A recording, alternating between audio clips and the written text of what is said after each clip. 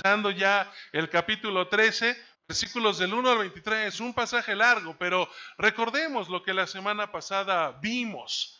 Porque Jesús, hace 8 días, nosotros leíamos que estaba dentro del templo, ¿no es cierto? Reconociendo la entrega total y absoluta de la ofrenda que esta mujer estaba poniendo ahí en el alfolí. Ahora Jesús salió del templo, ya no está dentro del templo y se encuentra frente al templo en el monte de los olivos, en donde los discípulos estaban admirando y elogiando la fachada, ese tremendo lugar y santuario que simplemente veían como una inmensa obra de arte. Mira, Señor, qué hermoso es este templo. Sin embargo, la respuesta de Jesús no fue la que los discípulos esperaban. Pues él no solo no elogió la construcción, sino que además les dice que pronto iba a ser destruida. No solamente no les siguió el cuento y elogió lo que ellos deseaban que elogiara, sino que todavía les dice, pues sí, probablemente está muy bonito, pero todo esto pronto va a ser destruido. La lección, hermano, hasta donde yo entiendo de verdad, es clara. Todo aquello que hagamos para la gloria del Señor, pensando en la ofrenda, por pequeña que sea, perdurará por la eternidad y será bendecido. No así, mi amado hermano, lo que hagamos por vanidad o en nuestras propias fuerzas, porque todo ello será destruido y desaparecerá sin que dejemos rastro de ello. Como muchos de nosotros, yo creo que los discípulos solamente veían las cosas por su fachada. Los discípulos estaban viendo la situación por encimita, pero no podían ver lo que realmente era importante. No veían lo que veía el Señor. Es por eso que en esta tarde yo quiero invitarlos a que podamos abrir bien los ojos. Y así he titulado al sermón, abre bien los ojos para que podamos ver claramente qué es lo que el Señor tiene para nosotros. No que sigamos viendo borroso, no que sigamos viendo solo por encimita, sino que podamos abrir bien nuestros ojos para saber qué es lo que Dios tiene para esta iglesia. Y lo primero que yo encuentro en estos versículos que leímos es que poner nuestros ojos en Cristo hace que nuestra vida cambie. Poner nuestra mirada en Jesús hace que nuestra vida cambie. Maestro, dicen ellos, mira estos magníficos edificios. Observa la impresionante piedra que hay en los muros. El Señor estaba haciendo un anuncio sobre la destrucción del templo y obviamente esto sorprendió a los discípulos, pero también despertó su interés en saber cuándo y cómo es que iban a ocurrir estas cosas. La realidad es que si nosotros observamos la pregunta de los discípulos y aún la respuesta que el Señor les da, nosotros nos vamos a dar cuenta que ellos no estaban hablando únicamente del templo. Ellos sabían de lo que estaban hablando. No estaban dándose cuenta de que no solo se trataba de destruir el templo. El Señor estaba hablando de sí mismo. Y hoy nosotros podemos recordarlo y aún tradicionalmente le llamamos a este domingo el domingo de... Porque recordamos esa entrada triunfal de Jesucristo en Jerusalén. Y cómo todos lo recibieron y había fiesta y gritaban, ¡Hosana! ¡Aleluya! ¡Alabado sea el Señor! ¡Hosana al Rey! ¡Al Hijo de David! Y había fiesta alrededor y yo imagino lo que también había en el corazón de Jesús. Porque mientras todos celebraban recibiéndolo como el Mesías y el gran Rey, él sabía que en realidad lo que iba a pasar unos días después es que él iba a sufrir y sufrir muerte de cruz. Él sabía lo que estaba por pasar. Tal vez, hermano, a nosotros nos cuesta entender las implicaciones del anuncio que Jesús está haciendo. Pero para un judío de aquellos días, el escuchar, hermano, que la destrucción del templo se aproximaba, suponía necesariamente cambios radicales. Lo que ellos podían ver, entender o incluso preocuparse por lo mismo es que estaban hablando de que si el templo iba a ser destruido, entonces prácticamente sería el fin del judaísmo. Porque ellos no entendían el ser judíos sin su templo. El templo no solamente mantenía unida a la nación, sino que era ese lugar en donde ellos creían que podían tener un encuentro el pueblo y Dios. En pocas palabras, la religión judía perdía sentido sin el templo. Por eso es de que esta afirmación de Jesús es tan impactante. Los discípulos entendieron que esto llevaría a un orden completamente nuevo, que ellos asociaron lógicamente con la venida en gloria del reino de Cristo Jesús. Yo me atrevo a decir que muy probablemente los discípulos no estaban entendiendo claramente en ese momento la dimensión total del cambio que llevaba aparejada la destrucción del templo.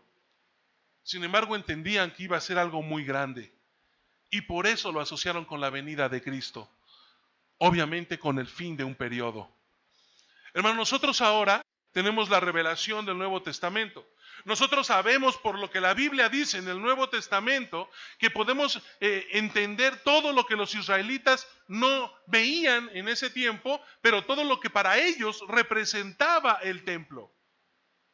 Todo aquello que era el encuentro con Dios, la manera de ponerse a cuentas con Él, de ir y escuchar su palabra, usted y yo sabemos por el Nuevo Testamento que todo esto ahora es satisfecho por la persona de Cristo Jesús. No necesitamos más un edificio, no necesitamos más un lugar en específico. Cristo viene a suplir todas esas necesidades.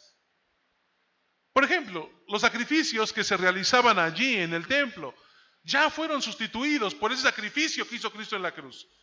Es lo que recordamos durante esta semana que vamos a celebrar. Y vamos a tener actividad a partir del día miércoles. Ya no hace falta ofrecer ningún otro sacrificio. El sacrificio de Cristo es suficiente. Nuestro punto de reunión, nuestro punto de unión con Dios, ya no es como lo hacían ellos solamente en base al templo, un lugar físico. Más bien nuestro punto de reunión descansa en una persona y esa es Cristo. Sin Cristo no pudiésemos tener acceso al Padre. Sin Cristo no pudiéramos orar y saber que el Padre nos está escuchando. Porque nuestro pecado estorbaría. Es la sangre de Cristo la que nos limpia del pecado y entonces nosotros podemos tener una relación con Dios. Abramos bien los ojos, hermanos. Nuestro Señor no nos llamó a ser religiosos. Nuestro Señor no nos llamó a seguir ritos y costumbres. Él nos ha llamado a poner nuestra mirada en Jesús. Dejar que de verdad Él transforme completamente nuestra vida, nuestra manera de pensar, nuestra forma de comportarnos. La vida de los discípulos estaba por cambiar. Ya no sería la misma. Y eso es precisamente lo que provoca Jesús cuando nosotros ponemos nuestra mirada sobre Él. Pero también poner nuestros ojos en Cristo hace que nuestras prioridades cambien. Sí, mira, le dicen los discípulos, este gran edificio, pero serán, dice el Señor, demolido por completo. No quedará ni una sola piedra sobre piedra. El templo es este famoso templo de Herodes. Fue el templo que precisamente era señalado como una de las grandes maravillas del mundo en el primer siglo. Sobresalía, hermanos, por su imponente fachada. Era una fachada tan grande, con unas piedras enormes de mármol que tenían adornos de oro. Entonces todas las personas que podían llegar a Jerusalén y entraban por la puerta principal y veían el edificio, sin duda se quedaban boquiabiertos. No hay quien visite la Ciudad de México por primera vez que no vaya y visite el Palacio de las Bellas Artes, ¿no es cierto? Porque es lindo, es un edificio precioso.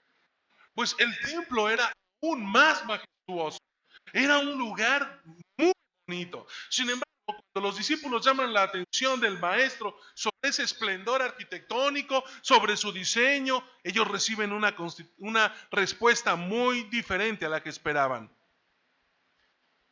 Ya hemos considerado en muchas otras ocasiones que Jesús no valora las cosas por su apariencia. Él no se va con la finta, ni se queda únicamente con lo que ve superficial, sino que lo que realmente siempre está mirando el Señor en nosotros es nuestro corazón, el corazón de las personas. Para Él, aquella hermosa construcción no lograba ocultar, hermanos, la maldad que había en la nación. Aquel hermoso templo no dejaba de lado el pecado que había en los líderes religiosos de Israel. No, el Señor lo que veía en realidad era la maldad que existía en ese pueblo. De hecho, tampoco el mismo rey Herodes podía ocultar lo que había en su corazón. Él que había mandado a construir ese templo, no para la gloria de Dios, sino para su propia gloria. Fue una medida política que él adoptó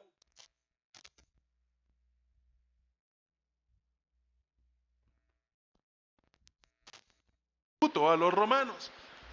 Les levantó un templo, hizo lo que el pueblo quería, ¿no? Fue una táctica populista y entonces así se quitó de encima a todos los judíos.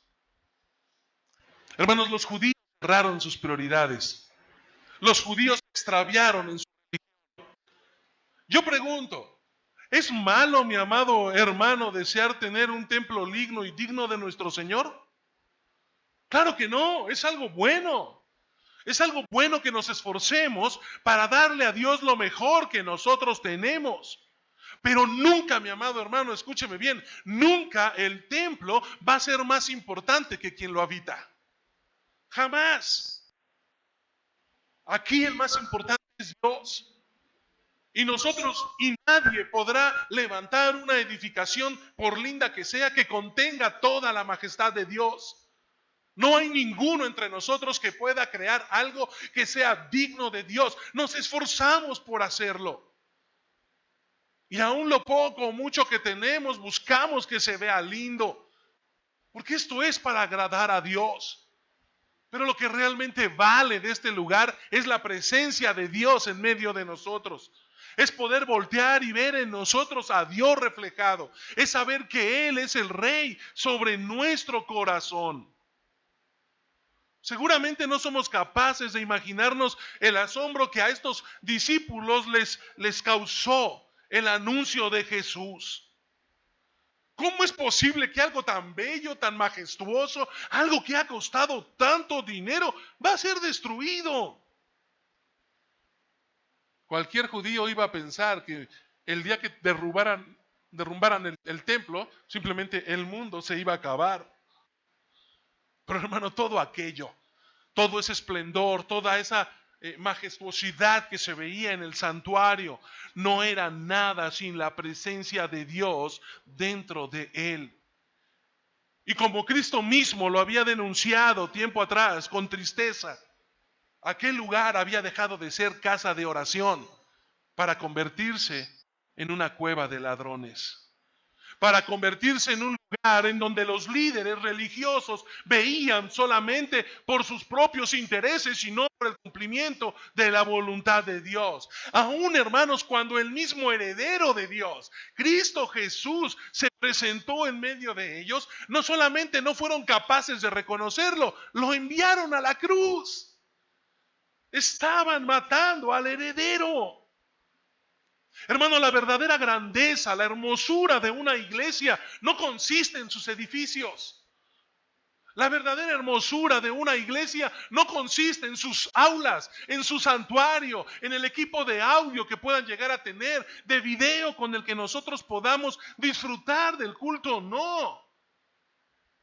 No depende de nuestros edificios, sino de la fe y de la santidad de sus miembros.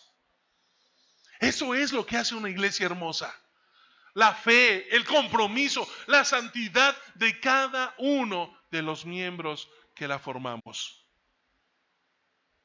Mire, una persona religiosa se siente fuertemente atraída por los templos suntuosos, por las piedras entalladas, por los vitrales pintados. Si no ven la forma de una iglesia, entonces no es iglesia. Y hay gente que lo ve así. ¿Y dónde se reúnen? La iglesia está. Eso no es una iglesia, es una casa. Porque lo que ellos esperan ver es un lugar con fachada de iglesia. Pero para nosotros, hermano, la iglesia está aquí reunida. No son muros, no son piedras, son vidas que sirven a Cristo Jesús. Vidas que están comprometidas con el Rey de Reyes y Señor de Señores. Todas, mis amados hermanos, estas cosas, toda la piedra, los instrumentos, los aparatos, aquellos que son religiosos, les hacen pensar que eso es una verdadera religión, que están asistiendo a una verdadera iglesia.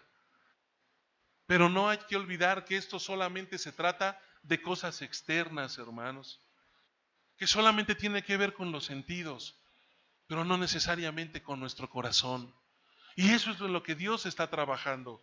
Todo lo que hagamos, todo lo que el Señor nos permita levantar y edificar, debe de ser motivado, movido por el amor que le tenemos a Dios. No es para que el día de mañana podamos presumir lo que hemos logrado. Y lo hicimos solos, y lo hicimos así. En realidad, hermano, todo lo que hagamos debe de ser para la gloria de Él. Cuidemos nuestro corazón, tengamos claras nuestras prioridades. Nada ni nadie debe de ocupar el lugar central de Dios en nuestra vida.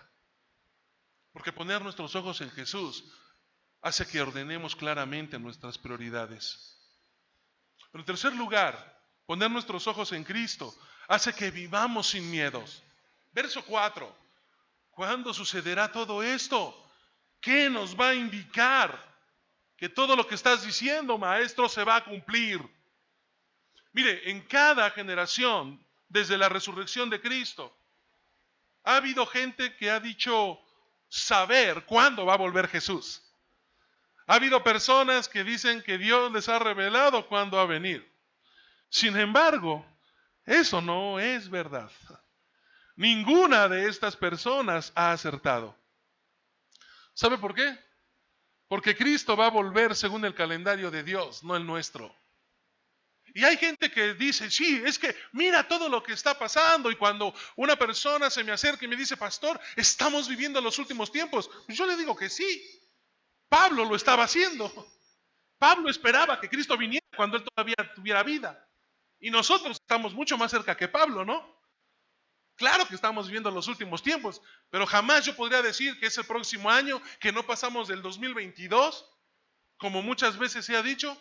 Cuando íbamos a llegar al 2000, yo escuché hasta en iglesias que se formó un grupo que iban enseñando que se tenía que guardar arroz, frijol en costales, todas las botellas de agua o garrafones que se pudiera, porque venía un caos, entonces vendría la destrucción del mundo. ¿Cuándo fue hace poco que empezaron con este asunto de los mayas? Y ahora nos reímos, pero en el momento no faltaba el que confiaba en eso. Es que los mayas dijeron, y se va a acabar el mundo, como si alguien supiera, hermanos. Si ni Cristo lo sabía, porque era algo que solamente conocía el Padre. Ese fue el testimonio que le dio Cristo a los discípulos, ¿no? ¿Qué nos hace a nosotros pretender decir cuándo van a suceder estas cosas? Mire, yo lo único que encuentro en la Biblia que va a pasar es que el día que pase, todos nos vamos a dar cuenta, ¿eh? Es lo que dice Apocalipsis. Cuando el Señor descienda, ¿no?, sobre las nubes, todo ojo le va a ver. En otras palabras, no hay de qué preocuparse, hermanos. No nos debe de preocupar saber cuándo viene el Señor. No es importante ni debe de ser prioritario saber si ya se están cumpliendo o no, saber si está para mañana o no, saber cuándo me va a agarrar atorado o no. Porque a veces eso es lo que todo mundo piensa, salud. Y le hacemos mucho caso a aquello de que ojalá nos agarre confesados, ¿no? Algunos pensamos que si nos agarra haciendo una buena obra, ¡ay, al cielo sin tenis!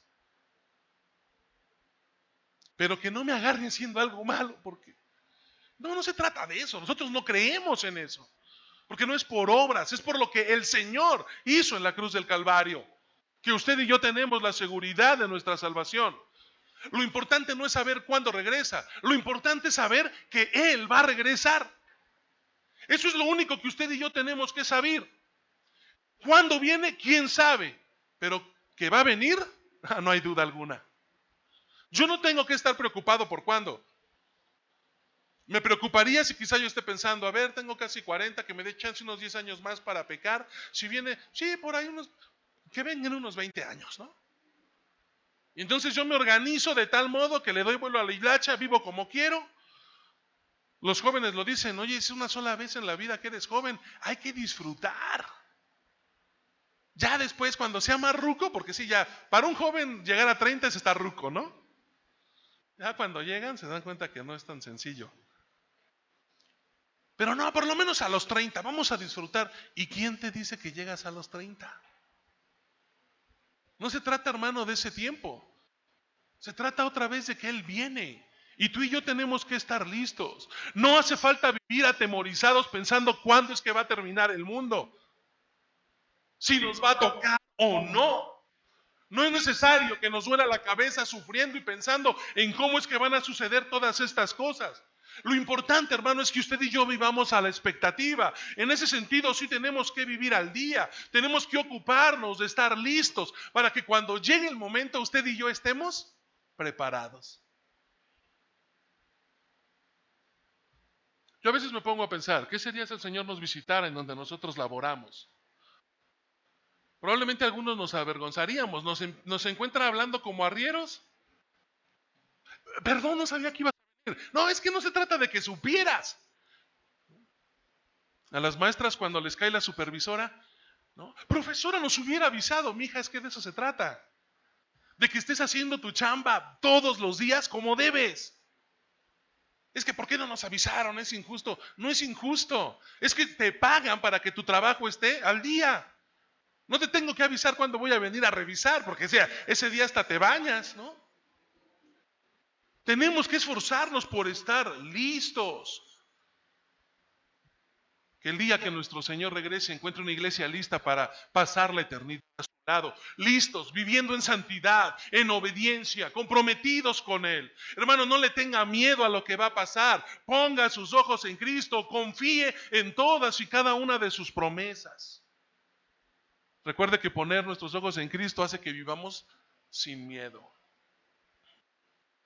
Poner nuestros ojos en Cristo evita que seamos engañados. El Señor les dice claramente, no dejen que nadie los engañe. Mire, es bien importante y es interesante ver cómo Jesús comienza a explicarles cuáles van a ser algunas de estas señales. Señales que van a caracterizar ese periodo de tiempo hasta que Él decida volver a regresar, su segunda venida. Pero antes, mi hermano, muestra su interés por los propios discípulos.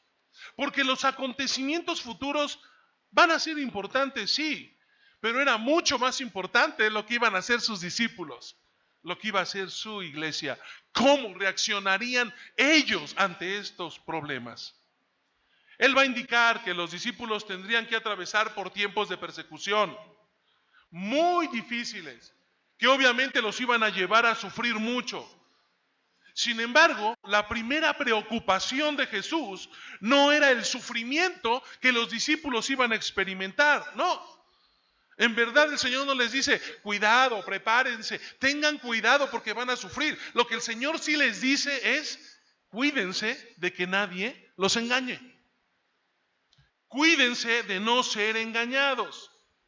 Tal vez el Señor quería advertirles de estas influencias equivocadas que les hicieran pensar que cualquier catástrofe natural ya era señal de que Él venía al otro día.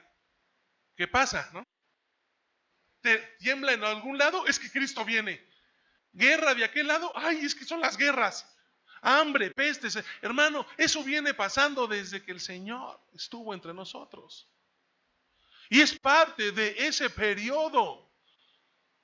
Su primera preocupación no era el sufrimiento, sino que ellos conocieran la verdad. ¿Se imagina si cada vez que hubiese un desastre natural o una guerra, un problema, nosotros nos comiéramos las uñas pensando que es el fin del mundo? Eso termina en psicosis, hermano. Ya tendríamos, en vez de mejor de levantar un templo, pues mejor vamos a hacer cuartos de seguridad, ¿no? Y por aquello de las dudas, pues hasta que sea contra bombas nucleares y todo por el estilo, y llenamos una bóveda de alimentos. Eso es psicosis. Eso no es confiar al final en el Señor. Él quería que nos cuidáramos de eso, de esos falsos maestros que introducen falsas enseñanzas, enseñanzas diferentes a la que la Biblia enseña. Sea como sea, es evidente que Jesús estaba actuando como un pastor que estaba cuidando a su rebaño. Él quería que ellos no fueran engañados. Es como cuando aquellos que ahora dicen que han recibido nueva revelación. Es que el Señor me ha dado revelación nueva. Él me mostró una visión y enseñan cosas que contradicen lo que la Biblia enseña. Hermano, la única vacuna contra estas mentiras, contra estos engaños, es la misma palabra de Dios. Y yo lo he insistido muchas veces. De verdad, mi dolor, mi molestia, no es solamente con aquellos que predican mentiras. Esos infelices van a recibir de verdad el castigo que merecen, porque engañan a la gente lucrando para cosas que ellos desean. Pero también es doloroso ver por qué tanta gente lo sigue. Y es porque es mucho más fácil vaciar la cartera que comprometerme con Dios.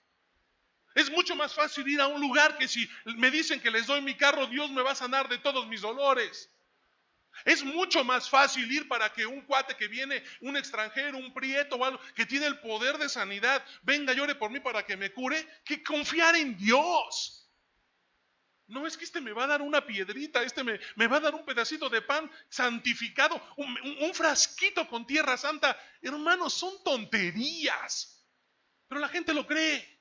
Porque es mucho más fácil creer en eso que comprometerse con Jesús. Él quiere que nosotros no seamos engañados. Pero para no ser engañados necesitamos conocer la verdad. Y la verdad solo la conocemos a través de la palabra de Dios. Invierte tiempo leyendo la Biblia, hermano. No hay atajos. Qué bueno que hay escuela dominical, genial. Qué bueno que puedes escuchar una predicación cada 8 días. Perfecto, no es suficiente. Necesitas leer la palabra de Dios todos los días. Solo así puedes evitar ser engañado. Cuando aquellos que reciben todas estas cosas se salen de lo que la Biblia dice y tú conoces la Biblia, tienes toda la autoridad para decir, creo que estás un tanto equivocado. Ya de repente uno no sabe si llamarles hermanos porque ni a primos llegan, porque no conocen a Cristo. Esto para ellos es una religión, para muchos otros es una chamba, es un trabajo, es una empresa. Para nosotros es la casa de Dios y es su iglesia. No somos una organización solamente, somos un organismo, porque entre nosotros hay vida, mis amados hermanos. ¿Quieres evitar ser engañado? Lee la Biblia, estudia la Biblia, memoriza la Biblia. Conoce bien a tu Señor, conoce su voluntad. Solo así, mi amado hermano, vas a evitar ser engañado. Poner nuestro Cristo en último lugar no solamente evita que seamos engañados, también hace que prediquemos el Evangelio en todo momento. Pero esa será una oportunidad, dice el Señor, para que ustedes les hablen de mí, pues la buena noticia primero tiene que ser predicada a todas las naciones. Hermano, Cristo nos advierte de algunas cosas que van a pasar. Cosas que van a pasar que probablemente harán que nuestra mirada se desvíe. Nos vamos a encontrar, según la lista que él hace, con falsos profetas que predican y enseñan doctrinas tontas, prosperidad, bienestar, y usted conoce de eso. Vamos a encontrarnos también con guerras y rumores de guerras. Oiga, esto es algo bien normal. Si el mundo ha rechazado al príncipe de paz, pues ¿cómo aspirar a que haya paz mundial? Eso no existe. El único que puede traer la verdadera paz es Cristo Jesús. La Biblia dice que se iban a encontrar con hambre. Hermano, el hambre es una consecuencia de las guerras. Ahora, no toda la gente que sufre hambre es porque su país está en guerra. Es triste darnos cuenta, porque, mi hermano, nuestro planeta produce mucho más de lo que toda la humanidad necesita para salir adelante. Lo triste es darnos cuenta cómo todo eso es manipulado por unos cuantos para obtener ganancias personales, no importando si otros mueren de hambre, porque somos egoístas. Terremotos. Cuando yo leo esto, me hace pensar en que cuando el pecado entró al mundo, no solamente nos afectó a nosotros como hombres, el pecado también afectó la creación de Dios. Nos hemos encargado de un mundo perfecto que Dios ha hecho. Y creemos que la perfección se encuentra en la tecnología. Y ya estamos imaginando cuando los carros vuelen y que andemos en patinetas voladoras. Y uy, eso va a ser lo... Sí, lo lindo es que vas a andar volando, pero no va a haber árboles. ¿No? Qué bonito va a ser aquello. En donde tengas de todo, pero vivas en un cuadrito encapsulado, porque si te sales de ahí, puede ser que te mueras, porque todo está contaminado. Y a todos se nos hace muy fácil. Yo no sé si reírme o que me dé coraje. Veo a la gente en la calle con los animales. No tengo nada contra los animales, pero en honestidad creo que ya es hasta medio irresponsable tener animales hoy en día. Si ya como personas no cabemos, de repente en nuestra delegación no hay agua para bañarse, pues menos para andarle lavando al perro, pero bueno, cada quien, ¿no? Pero hay gente que es bien responsable, civil, y ahí va con su bolsita en la calle levantando las heces de los perritos. Y terminan de levantarlo y van y lo echan a la coladera. Digo, padre esa. Yo no sé por qué. No, eso no está bien. Y si lo hace, de veras, no lo haga. Las heces de los animales no se deshacen como las nuestras. Lo único que usted va a provocar es de que esa coladera se tape. Es como si le echara una botella de PET. No se va a deshacer. Eso tiene que aventarlo a la basura. La otra vez una señora casi me agarra palazos porque se lo dije. Si a usted qué le importa, pues, ¿por qué me importa? Pues afecta a todos. Vieja cochina. ¿No? Lléveselo a su casa y guarde la basura y aviente la bolsita cuando el camión pase. Ahora, insisto, puede ser que lo hiciéramos sin saber. Bueno, hoy ya sabe, ¿no? Hoy ya sabe. Pero nos hemos encargado de destruir el lugar en el que vivimos, hermanos. Todo por dinero, todo por comodidades, todo por adquirir recursos y poder. Mire, hasta este punto las señales previas habían afectado a todas las personas, sin distinción. Pero el Señor añade un último punto, un sufrimiento adicional. Y ese, para no variar, es exclusivo para sus hijos. Todo mundo sufre cuando hay guerra, todo mundo sufre cuando hay hambre, todo mundo sufre si la naturaleza se ve afectada. Pero solamente sus hijos van a sufrir persecución a causa de su nombre. Como el Señor les explicó, la luz del Evangelio es incompatible con las tinieblas del mundo. Y obviamente esto origina, hermanos, grandes cismas, tensiones entre ambas. En medida de que la iglesia primitiva iba creciendo, todo lo que iba pasando a su alrededor, la mayoría de los discípulos experimentaron persecuciones. No obstante, esas situaciones adversas tenían un propósito muy claro. Porque ellos, esos hombres que fueron capaces de soportar persecución, hambre e incluso la muerte o la pérdida de un ser que ellos amaban, hicieron que el Evangelio se expandiera por todo el mundo. Algunos pensaríamos, el propósito de estar cerca de Dios es de que Él evite que nosotros suframos. El Señor les dice, no, la cosa es de que yo voy a ocupar tu sufrimiento para que otros me conozcan. Cuando alguien te lleve a ser encarcelado, tú vas a tener oportunidad ante el magisterio, ante la policía, de dar testimonio de en quién has creído. Ellos van a escuchar de mí. Oye, Señor, pero ¿y yo? Tú eres mi testigo. ¿Y qué va a pasar conmigo? Que vas a obedecer y me van a matar. Yo aquí te espero. Punto. Cada cosa que a nosotros nos pasa, por mala que parezca, hermano, siempre tiene un propósito. Históricamente, si usted lee los tiempos de mayor abundancia en la iglesia, de los avivamientos más grandes, se dan precisamente en tiempos de crisis o de persecución. ¿Por qué se extendió el evangelio en ese momento? En la diáspora de los judíos. Empezó a haber persecución y patitas, ¿para qué las quiero? ¡Vámonos! ¡Pum! Por eso esos dichos de los judíos errantes y demás, a correr de Jerusalén, no era un lugar seguro.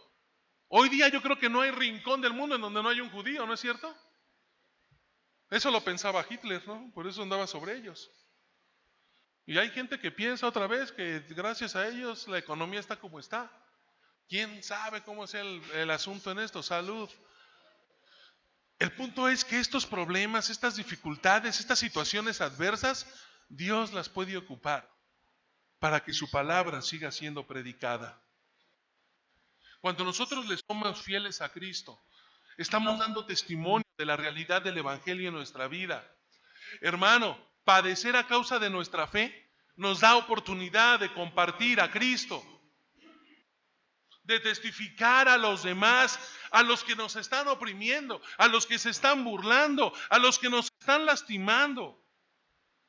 Yo entiendo que al final eso sirve para cumplir los deseos que Dios tiene en su corazón y que la salvación llegue a toda criatura en el mundo. Salud. Vivir, mi hermano, el Evangelio no se trata solo de venir a la iglesia. Vivir el Evangelio se trata de predicar a Cristo en todo momento. No solamente agarrando a todos con bibliazos, sino dando testimonio con mi vida. La hermana Talía nos decía hace un momentito, cuando pensábamos con los niños, qué responsabilidad tenemos, porque ellos están aprendiendo de nosotros. Ellos aprenden de nosotros. Lo que ven en usted y en mí es lo que ellos van a hacer. Si los niños ven que nosotros no respetamos a los demás, ¿por qué le pedimos que respeten a los adultos? Si vemos un policía y perro, ¿no? Ratero, pero él no le diga o le hable a un adulto de tú, chamaco irrespetuoso, ¿quién te ha enseñado? Se te oye decir cosas peores, ¿no? Hermanos, los niños van a aprender de lo que nosotros venimos reflejando. La gente allá afuera va a conocer a Cristo muchas veces, por la manera en la que tú y yo nos comportamos, por la forma en la que tú y yo vivimos. Recuerda que poner nuestros ojos en Cristo hace que nosotros prediquemos el Evangelio en todo momento. Concluyendo, hermanos, contrariamente a lo que algunos creen, la situación en este mundo no va a mejorar a medida de que pase el tiempo. Ni tampoco, hermano, la predicación del Evangelio dará como resultado la salvación y el establecimiento de Dios para pasado mañana. La historia de la humanidad se dirige, es verdad, y eso va a tener lugar cuando Cristo decida venir por su iglesia, establecer su reino. Pero mientras nosotros esperamos ese momento, debemos de preguntarnos si de verdad estamos velando y estamos orando tal y como el Señor nos lo enseñó. Abre bien los ojos, hermano. Fija tu mirada en Cristo. Deja que Él cambie tu vida. Ordena, mi amado hermano, tus prioridades. Vive sin miedos, sin temores. No te dejes engañar. Y predica que Cristo ha hecho un cambio radical en tu vida. Abre bien los ojos. Vamos a orar. Señor, quiero darte gracias por tu palabra. Quiero darte gracias, Señor, porque en ella encontramos lo que necesitamos. Señor, más que religión, nosotros necesitamos reflejar la relación que tenemos con Cristo Jesús. Padre, no permitas que seamos ciegos, no permitas que veamos como si fuera algo borroso.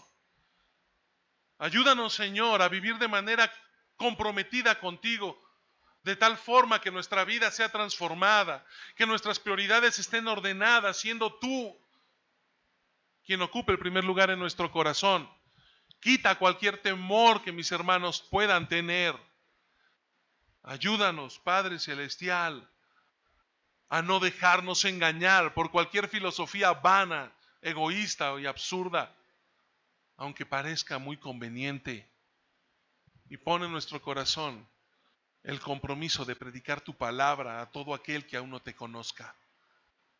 Te lo pido, Dios, en el poderoso nombre de Cristo Jesús, nuestro Señor y Salvador. Amén.